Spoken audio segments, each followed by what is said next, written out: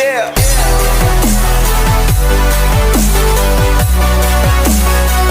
Ini Baik. Nah, terima kasih. Sebelumnya kami mengucapkan banyak terima kasih kepada Bapak Ibu yang sudah meluangkan waktunya untuk hadir di tempat ini pada saat ini.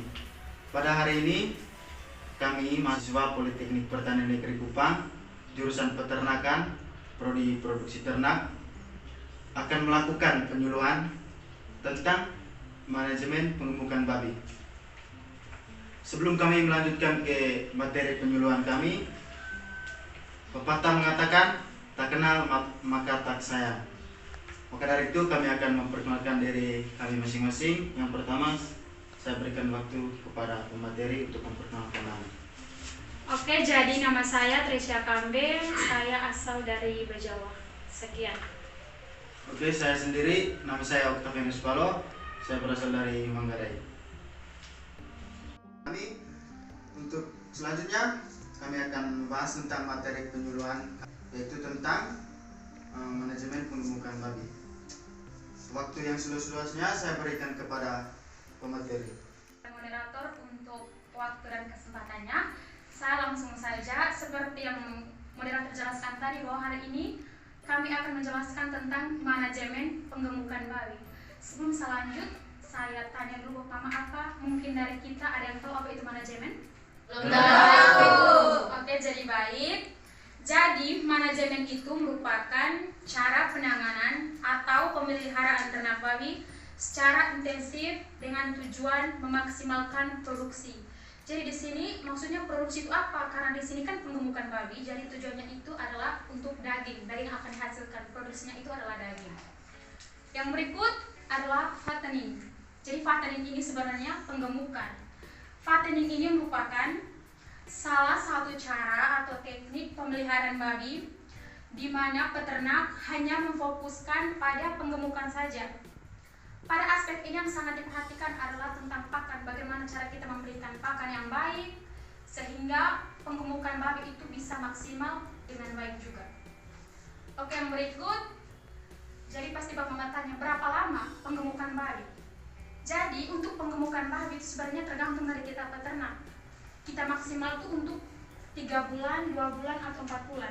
Jadi di sini sebenarnya tergantung kita. Oke, jadi secara teorinya penggemukan babi itu sekitar 2,5 sampai 3 bulan. Jadi target setelah itu kita sudah bisa jual babi kita. Karena targetnya itu hanya sampai 3 bulan. Jadi faktor ini yang menentukan produksi fattening babi. Yang berikut, bibit yang bagaimana yang kita gunakan untuk penggemukan babi. Yang berikut tentang bibit untuk penggemukan. Jadi di sini kita akan melakukan pemilihan bibit. Bibit yang bagaimana? Tentunya bibit yang baik ya. Jadi yang pertama, kriteria bibit yang baik itu yang pertama, bibit yang kita gunakan itu sejak lepas susu induk kita langsung beri probiotik sebagai starter dan kemudian pakan dicampur dengan vitamin biar pertumbuhannya itu cepat.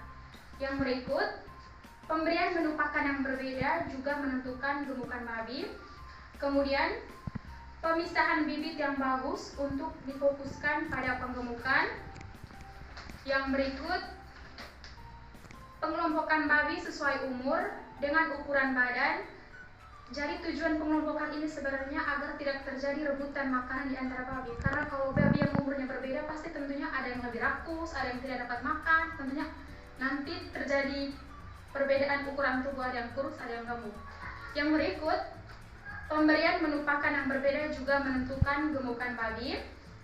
Kemudian pemisahan babi yang bagus untuk difokuskan pada penggemukan. Dan yang terakhir, pengelompokan babi sesuai umur atau ukuran tubuh seperti yang sudah saya jelaskan. Oke, yang berikut manajemen perkandangan. Jadi di sini untuk perkandangan itu ada 2 jenis. Yang pertama ada kandang tunggal dan juga kandang ganda. Jadi untuk kapasitas setiap kandang itu berbeda. Yang bagaimana? Jadi kita kasih masuk babinya itu sesuai ukuran ya, biar tidak sesak. Oke, yang pertama untuk kapasitas kandang yang ukurannya sekitar 1 meter kuadrat. Jadi babi itu ukuran babi yang dimasukkan itu sekitar 80 kg. Bapak bisa bayangkan ukuran babi 80 kg itu bagaimana? Segini atau segini aku teko. Yang berarti penyuruh masih bilang tidak tahu bikin malu-malu sana. Jangan salah keringat. Oke,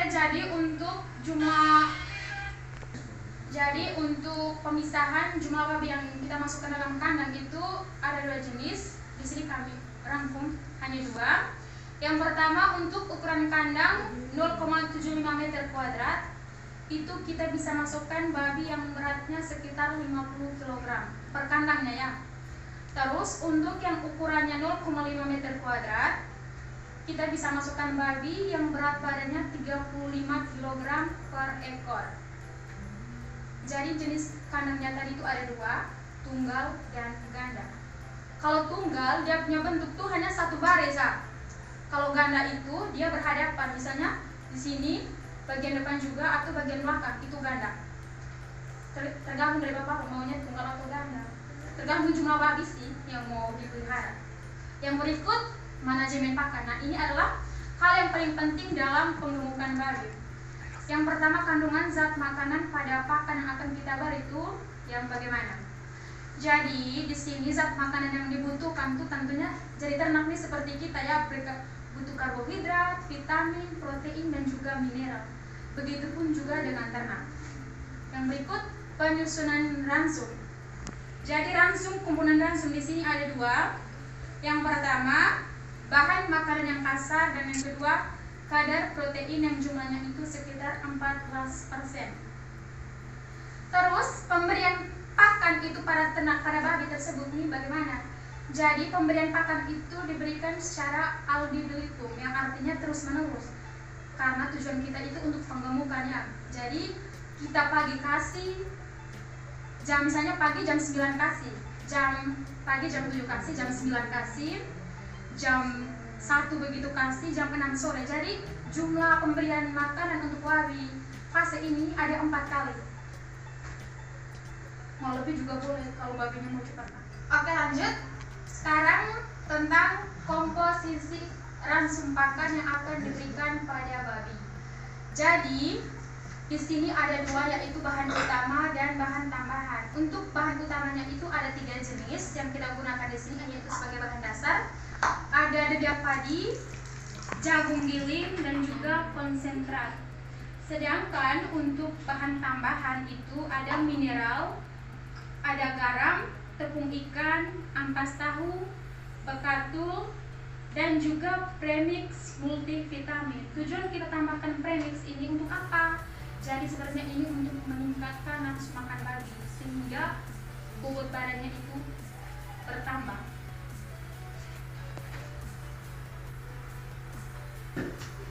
Jadi untuk bahan tambahan itu Bapak Mama bisa dapatkan di toko pertanian atau peternakan terdekat. Untuk gambarnya yang vitamin tadi Bapak Mama bisa cek di leaflet yang sudah dibagikan. Oke, yang terakhir itu ada manajemen kesehatan. Jadi di sini kita akan mengetahui beberapa jenis penyakit yang umum yang menyerang babi. Jadi di sini ada beberapa yang kami rangkum. Yang pertama itu ada anemia. Jadi anemia ini bukan hanya di manusia. Yang pertama anemia, jadi cara pencegahannya itu kita bisa memberi zat dan tembaga berupa Picdes dengan dosis 1 cc per ekor untuk umur 2-4 hari dan 1-2 cc per ekor untuk umur 5-28 hari. Bisa juga minta konsultasi di dokter hewan terdekat. Yang kedua ini, yang paling umum adalah mencret. Cara pencegahannya yaitu dengan cara menjaga kebersihan kandang atau dengan menyemprotnya dengan disinfektan, pemberian antibiotik berupa penisilin dan juga penstrep. Penyakit yang berikut Hok kolera, ini yang lagi marak-marak sekarang ya. Hok kolera apa?